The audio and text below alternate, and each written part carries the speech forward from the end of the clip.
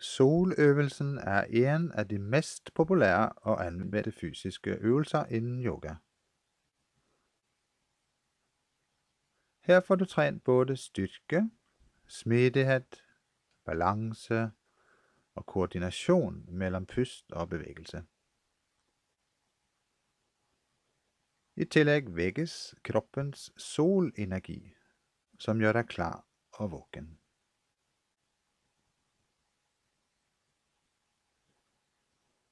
Når du har lært deg de enkelte stillingene, tilføjes en dyp og jevn pust som træner bryst- og mavemusklerne.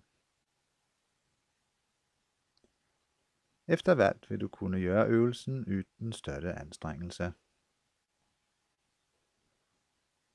Soløvelsen er en kompakt konditionstræning for hele kroppen. I et længere forløb af yogaøvelser brukes denne sekvens ofte som opvarming. Efter øvelsen ligger man på ryggen og lader kroppen falde helt til ro.